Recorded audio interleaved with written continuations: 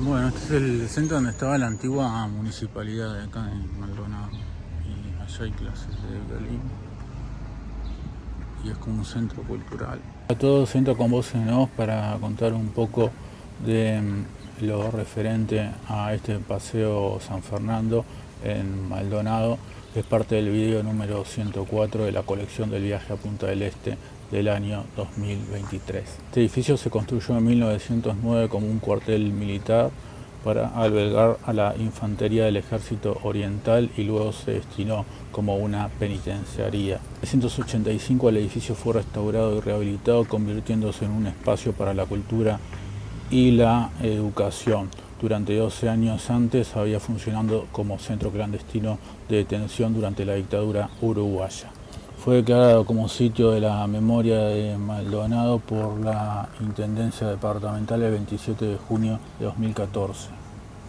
Funcionan aquí el Conservatorio Municipal de Música, la Escuela Municipal de Danza, la Universidad para la Tercera Edad y el Museo del Títere, único en el país. También se instaló en su momento el municipio de Maldonado, que ahora está en otro lado. Está ubicado en la calle 25 de Mayo entre Sarandí y 18 de Julio frente a la Plaza de San Fernando. Se construyó sobre el predio de una de las primeras casas de Maldonado, propiedad del matrimonio Beira Galup, que hospedó al político José Lucas Oves en 1826. El Paseo de San Fernando alberga exposiciones temporales y permanentes de pintura, escultura, fotografía y otras manifestaciones artísticas.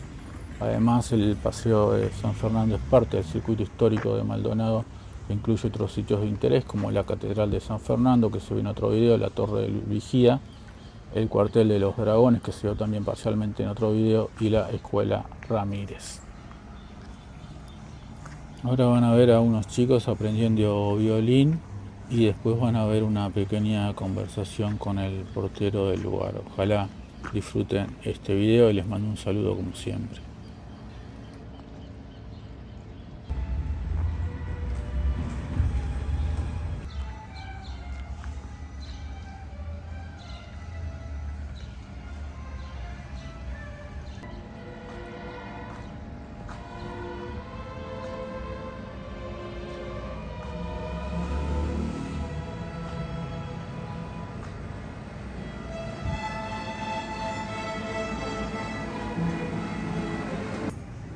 ¿Perdón?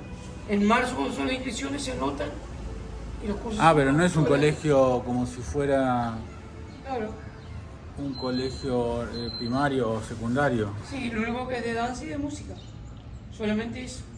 Solo instrumentos musicales. Entonces sería como un, no sé, taller cultural o Sí, algo eso, así.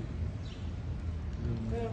¿Y antes qué era esto? Acá antes era el batallón de ingeniería número 4. ¿Ves ahí ese museo? ¿Qué era? Date cuenta que si con la pieza que ustedes tienen, nosotros explotamos de yate ahí y uno en la temporada hermosa, imagínate si más o menos estamos. Es que toda la plata ya se está viniendo. Imaginá si estuviera más o menos acorde para ustedes acá. No, pero a ustedes les conviene, porque muchos argentinos, inclusive uno del dueño de Mercado Libre, viniendo acá, y son argentinos de buen pasar en general, que te hacen media alta para arriba. Son inversiones argentinas, decían que el otro día lo escuché en el noticiero, que en Colonia iban a ser como una segunda ciudad, no sé, como un segundo polo, otro en Montevideo y otro en Punta del Este, que eran todas inversiones argentinas.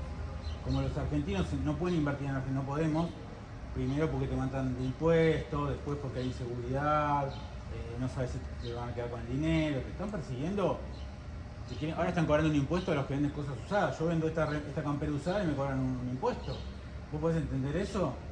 Por más que esto lo venda a 5.000 pesos, sí, que no me gusta más, la pongo en Mercado Libre. Entonces, me retienen, no sé, el 2% y el 3% de la venta.